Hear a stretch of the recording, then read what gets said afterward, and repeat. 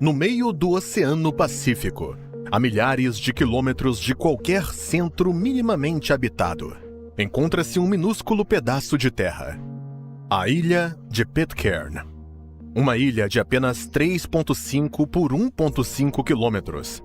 Dentro dela, pouco mais de 40 pessoas, menos do que cabe em um ônibus urbano. Ao redor, apenas água, que se estende por centenas de quilômetros em todas as direções. A terra mais próxima é Oeno, a 140 quilômetros, um atoll arenoso e desabitado. A ilha de Henderson, a 200 quilômetros, é maior, mas também desabitada. Ducie, a 540 quilômetros, a mesma história. Oeno, Henderson e Ducie fazem parte do grupo das ilhas Pitcairn, mas apenas Pitcairn, entre elas, é habitada. E seus 40 habitantes estão realmente muito sozinhos. Não há aeroporto, não há porto propriamente dito. Não existe uma ligação regular com o mundo exterior. O centro habitado mais próximo é Mangareva, uma vila com cerca de 1.200 pessoas na Polinésia Francesa, a 550 quilômetros dali. Ainda assim, Pitcairn não faz parte da Polinésia Francesa. É administrada pela Nova Zelândia, que fica a 5.500 quilômetros, e é, juridicamente, um território ultramarino britânico, cujo estado soberano, o Reino Unido, está a quase 15.000 quilômetros. Na ilha de Pitcairn não há hospital. Existe apenas uma clínica minúscula, administrada por uma única enfermeira. Nenhuma ambulância, nenhum helicóptero para resgate em caso de emergência. Se alguém adoece gravemente, um socorro rápido depende do que rápido pode significar em um lugar como esse. Em 2009, por exemplo, uma mulher precisou de internação urgente. Primeiro, foi transportada de barco até Mangareva. 36 horas de navegação em mar aberto. Ao chegar, porém, surgiu outro problema. O aeroporto de Mangareva opera apenas um voo por semana, e somente para o Tahiti, capital da Polinésia Francesa. Assim, ela precisou esperar vários dias. Do Tahiti, pegou outro voo para a Nova Zelândia. Só então, depois de 6.600 quilômetros de deslocamento, pôde finalmente ser atendida em um hospital de verdade. Ela teve sorte. Todo o transporte de emergência durou menos de uma semana. Poderia facilmente ter levado 2. Esse é um exemplo do que a palavra rápido pode significar em um lugar como Pitcairn. E não apenas nas emergências. Aqui, na verdade, tudo o que consideramos normal acontece em um ritmo completamente diferente. A vida em Pitcairn, de fato, não se parece com a de nenhum outro lugar no mundo. Na ilha, existe apenas uma loja, o Armazém Geral, e um único correio. Ambos são abastecidos apenas uma vez a cada 3 meses, quando chega um navio de suprimentos vindo da Nova Zelândia. Mas há um problema. A ilha não tem porto, e a costa é repleta de rochas. O navio, portanto, não pode atracar. Os moradores precisam sair ao mar em embarcações compridas e transportar a carga até a terra, peça por peça. Se, porém, o mar estiver agitado demais, não há plano B. Se não conseguirem alcançar o navio, terão de esperar mais 3 meses. Os preços no Armazém Geral são absurdos. Um pote de pasta de amendoim custa R$50. Um frasco de shampoo custa 3 vezes mais do que na Nova Zelândia. Frutas e verduras frescas dependem exclusivamente do que os moradores conseguem cultivar. Se a colheita falha, simplesmente fica-se sem. O correio chega apenas com navio de abastecimento, 4 a 6 vezes por ano. Uma carta enviada de Pitcairn pode levar até 6 meses para chegar ao mundo exterior. A internet existe, mas mal funciona. Na década de 2010, a velocidade era de apenas 1 megabit por segundo. Depois subiu para 5, quando o governo britânico instalou uma torre 4G LTE na ilha. Hoje, a Starlink oferece um serviço mais rápido, porém instável. Quedas de conexão são frequentes. A eletricidade vem de geradores a diesel, que funcionam apenas durante parte do dia. No restante do tempo, os moradores dependem, em cerca de 95%, de painéis solares. Há apenas um eletricista responsável pela manutenção de todo o sistema. E hoje, ele tem 70 anos. A água vem exclusivamente da chuva. Cada casa possui uma cisterna. Durante os períodos de seca, as reservas se esgotam. Não há carros, apenas quadriciclos e tratores que circulam por estradas de terra. A vida social é limitada. Reuniões familiares, uma pequena igreja, um pouco de pesca. De vez em quando, na alta temporada, algum iate ou navio de cruzeiro faz escala. Há também um bar e uma pizzaria italiana. Esta é Pitcairn, um lugar onde o tempo passa de forma diferente, onde a vida exige paciência, onde cada dia é governado por limites que a maioria de nós consideraria insuportáveis. Mas por trás desses estranhos pesadelos logísticos, esconde-se também algo muito grave: abuso. Em uma ilha tão pequena, tão isolada do resto do mundo, tente imaginar. Se alguém se torna vítima de outro morador, essa pessoa realmente tem como se defender? Para onde poderia escapar? No início dos anos 2000, suspeitas de abuso sexual grave levaram o Reino Unido a abrir uma investigação na ilha. O que veio à tona chocou o mundo. Foram apresentadas dezenas de acusações formais. Ao fim dos julgamentos, foi construída uma prisão na própria ilha.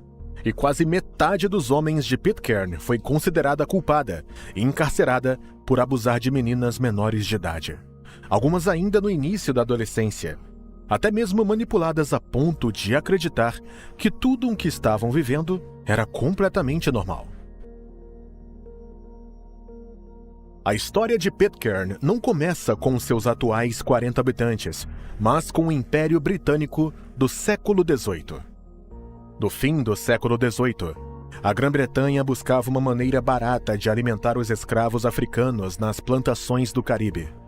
A ideia era simples: encontrar uma cultura capaz de crescer em solos pobres, produzir muitas calorias a baixo custo e ser facilmente transportada pelos oceanos. No Tahiti, na Polinésia, encontraram a solução: a árvore do pão. Depois de cozido, o fruto tinha uma textura semelhante à do pão, ideal para esse propósito. Assim, em 1787, a Grã-Bretanha organizou uma expedição, o navio de Sua Majestade Bounty.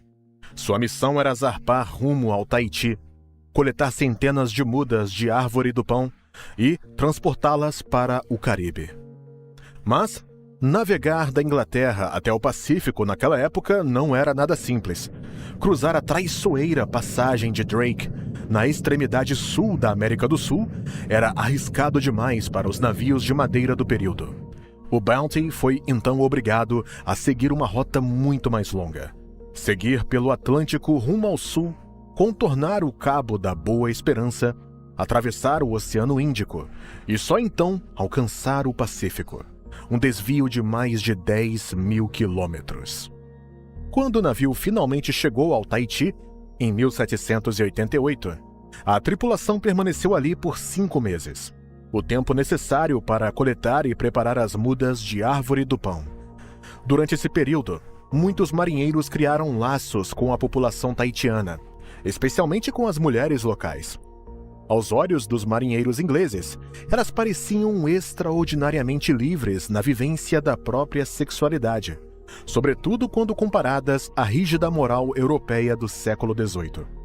As relações entre a tripulação e as mulheres da ilha tornaram-se rapidamente íntimas e intensas.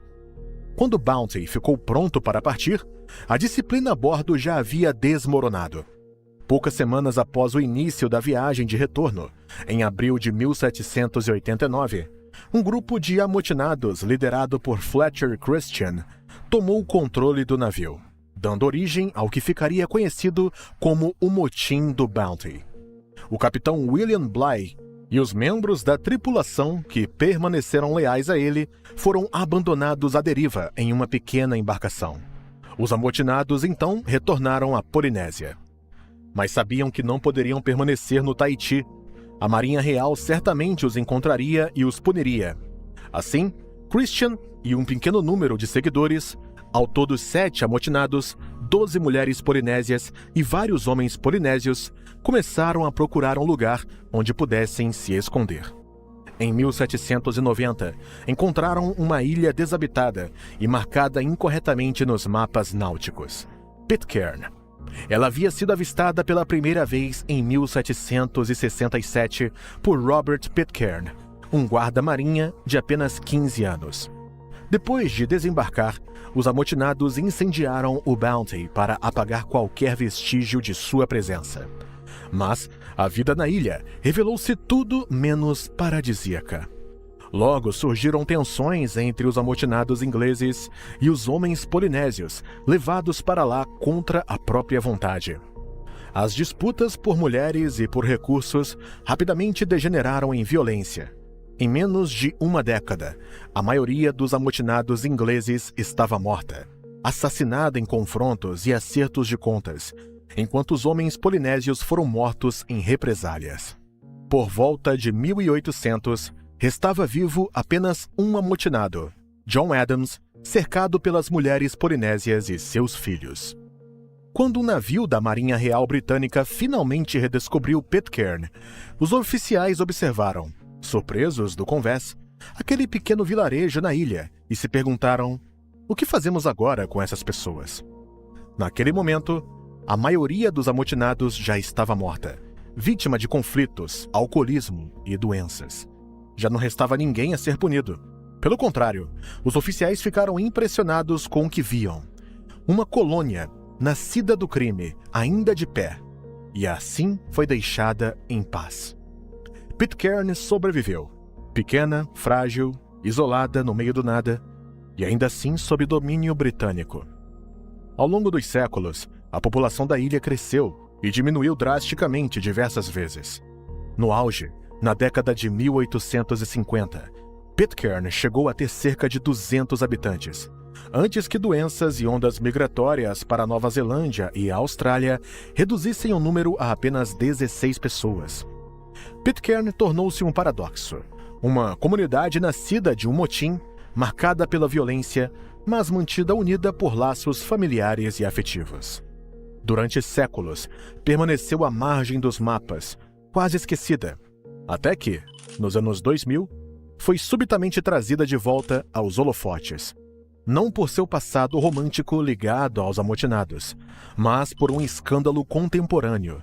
Um escândalo que ainda tinha a ver com amor, se é que podemos chamá-lo assim, mas não entre adultos consentindo, e sim entre homens adultos e meninas menores de idade.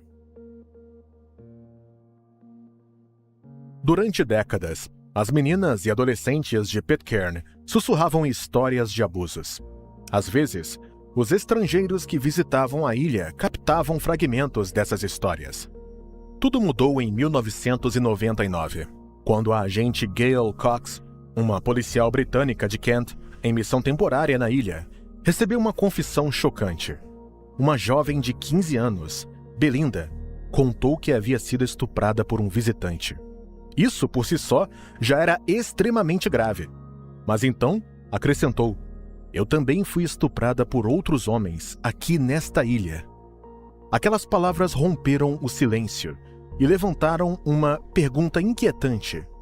Seria possível que, por gerações, meninas e adolescentes tivessem sido sistematicamente violentadas em Pitcairn?